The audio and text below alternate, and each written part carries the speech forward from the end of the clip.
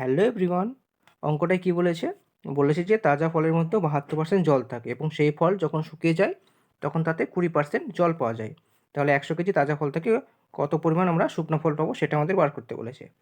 তাজা ফলের মধ্যে কী কী থাকে? জল থাকে আর তার সাথে কিছু শাঁস থাকে। শাঁসটাকে যদি আমরা বলি, শাঁসকে যদি আমরা বলি সলিড আর জলকে বললাম ওয়াটার, তাহলে আমরা বলতে পারবো তাজা ফলের মধ্যে যদি 72 ইউনিট জল থাকে তাহলে আর বাকি রইল কত ইউনিট? 28 ইউনিট। যেহেতু টোটাল 100%, 72% জল আর বাকি 28% হয়ে গেল আমাদের সলিড। এটা কখন? না যখন ফলটা ফ্রেশ অর্থাৎ তাজা। এখন সেই ফলটা যখন শুকিয়ে যাচ্ছে তখন 20% জল পাওয়া যাচ্ছে। 20%-এর ফ্র্যাকশন ভ্যালু কত হয়? 20%-এর ফ্র্যাকশন ভ্যালু হচ্ছে 1/5। তাহলে শুকনো ফলে কী হয়েছে হচ্ছে 1 ইউনিট জল থাকছে, টোটাল ইউনিট 5। তাহলে এক ইউনিট জল হয়ে গেলে পড়ে থাকলে কত ইউনিট? 4 ইউনিট। 4 ইউনিট হয়ে যাচ্ছে আমাদের সলিড। এবার একটা ফল যখন শুকিয়ে যায় তখন তাতে চেঞ্জ হয় শুধুমাত্র জলের, সলিড সেমই থাকে। তাহলে এখানে প্রথম ক্ষেত্রে আমরা দেখতে পাচ্ছি 28 ইউনিট সলিড আছে, দ্বিতীয় ক্ষেত্রে রয়ে যাচ্ছে 4 ইউনিট সলিড। আমরা যদি এই দুটোকে সমান করে নিই তাহলে কী করতে হবে? আমাদের এখানেও 28 আনতে হবে, তাহলে আমরা সলিড সমান বলতে পারবো। তাহলে এখানে 28 আনতে গেলে আমাদের কী করতে হবে? এই টোটাল পার্টটাকে 7 দিয়ে গুণ করতে হবে। তাহলে আমরা এখন 7 দিয়ে গুণ করছি নিচের পার্টটাকে, অর্থাৎ যখন শুকিয়ে যাবে সেই ফলটাকে আমরা শুকিয়ে যাওয়ার ফলের সলিড এবং ওয়াটার রেশিও হচ্ছে 4:1। এটাকে আমরা 7 দিয়ে গুণ করে নিচ্ছি। তাহলে 7 দিয়ে গুণ করলে কত হবে? 7 4 28 আর 7 1 7।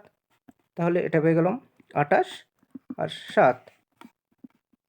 এখন আমাদের তাজা ফল এবং শুকনো ফলে সলিডের ইউনিটটা সমান হয়ে গেল, অর্থাৎ সলিড সমান বলতে পারি।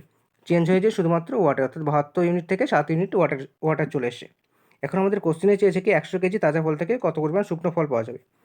এই দুটো যদি আমরা যোগ করি, অর্থাৎ সলিড আর ওয়াটারের ইউনিট, টোটাল ইউনিট কত হয়ে যাচ্ছে আমাদের? 72 28 100। আর দ্বিতীয় ক্ষেত্রে কত হয়ে যাচ্ছে? 28 সাথে 35।